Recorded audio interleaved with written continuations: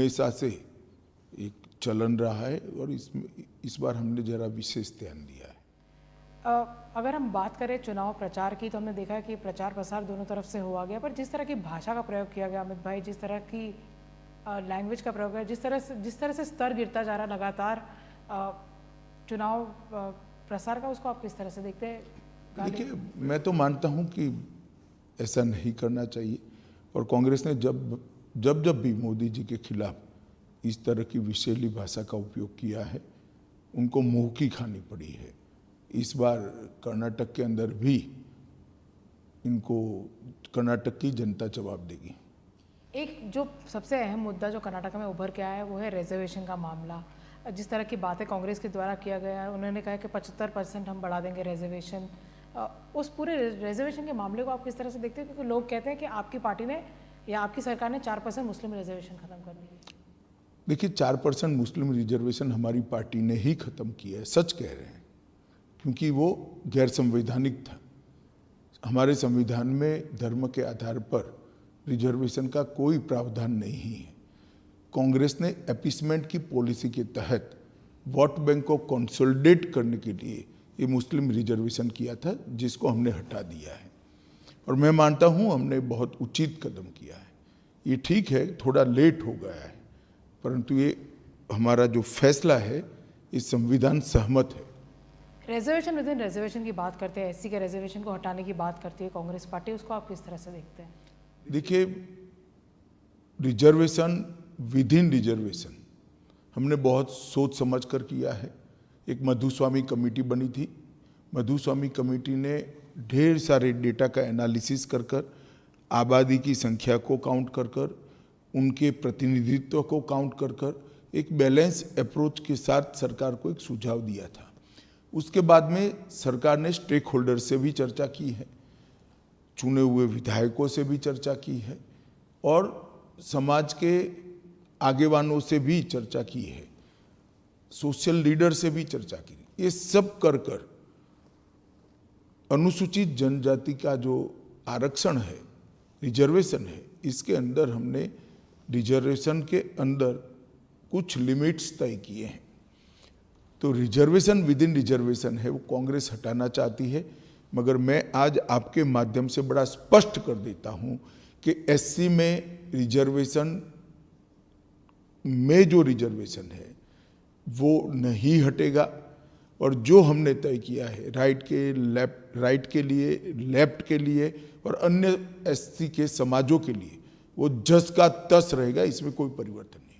पर जो सीतारमैया है, जो फॉर्मर चीफ मिनिस्टर रह चुके हैं, अगर वो कहते हैं कि 75% तक रिजर्वेशन हमारी पार्टी बढ़ाएगी, तमिलनाडु में भी हमने देखा कि मैक्सिमम 69% तक हो पाया। आपको भी मालूम है, उनको भी मालूम है, तमिलनाडु का रिजर्वेशन जो मैक्सिमम है वो सुप्रीम कोर्ट के जजमेंट आने के पहले का है और सुप्रीम कोर्ट के जजमेंट को उसको पर्याप्त बहस करने के बाद अपने जजमेंट के दायरे से बाहर रखा है।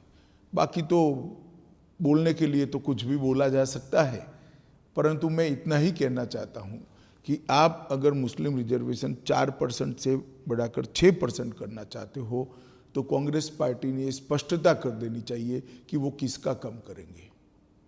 ओबीसी का कम करेंगे, एससी का कम करेंगे, एसटी का कम करेंगे, लिंगायत का कम करेंगे या वोकल लीगा का कम करेंगे। सिद्धरामैया जी ने चुनाव प्रचार समाप्त होने के पहले स्पष्टता कर देनी चाहिए। एक आखिरी सवाल मेरा आपसे रहेगा, आप लगातार दौरा करते रहे कर्नाटका का, वोटिंग होनी है 10 तारीख को, आपकी क्या अपील है कि कर्नाटका की जनता को? देखिए, मैं कर्नाटक की जनता को करबद्ध निवेदन करना चाहता हूं कि विगत 4 साल के अंदर पहले श्री येदियुरप्पा जी की और बाद में श्री बसवराज बोम्मई की सरकार ने ऊपर नरेंद्र मोदी जी की सरकार के साथ रहकर डबल इंजन सरकार के सारे फायदे कर्नाटक की जनता को पहुंचाया है। पहली बार कर्नाटक का इंफ्रास्ट्रक्चर डेवलपमेंट, इरिगेशन और बाकी सारी ग्रामीण विकास और शहरी विकास की सुविधाएं irrespective of region pan Karnataka फैली है और लगभग 50 लाख लोगों को नरेंद्र मोदी सरकार के गरीब कल्याण के बेनिफिट्स पहुंचे हैं। मैं 50 लाख लोग जब कहता हूं तब 50 लाख परिवार होते हैं। ये बहुत बड़ा फायदा नरेंद्र मोदी सरकार के नेतृत्व में डबल इंजन सरकार का नीचे तक पहुंचे।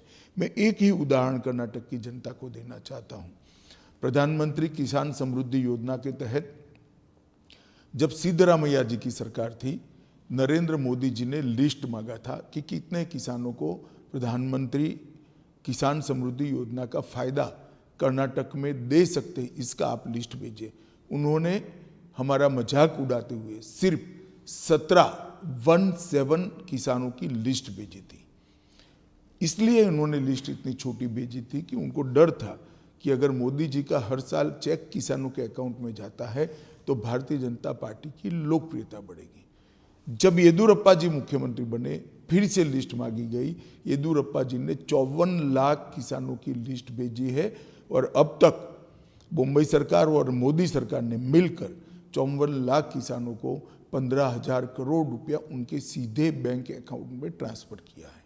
इसी प्रकार से सभी स्कीमों का फायदा डबल इंजन की सरकार होने से ही कर्नाटक की जनता तक पहुंच सकता है। ढेर सारे इरिगेशन के प्रोजेक्ट, ढेर सारे इंफ्रास्ट्रक्चर के प्रोजेक्ट्स हमने शुरू किए हैं, वो पाइपलाइन में है, इसको भी पूरा करना है। अतः मैं कर्नाटक के मतदाताओं को करबद्ध निवेदन करता चाहता हूँ, मोदी जी के नेतृत्व पर भरोसा कीजिए। हमारी कर्नाटक की सरकार एक समृद्ध, सुरक्षित और सभी प्रकार से संपन्न कर्नाटक की रचना करेगी। यही मेरा आपसे अपील है। खूब मतदान करिए, कमल के लिए मतदान करिए। धन्यवाद।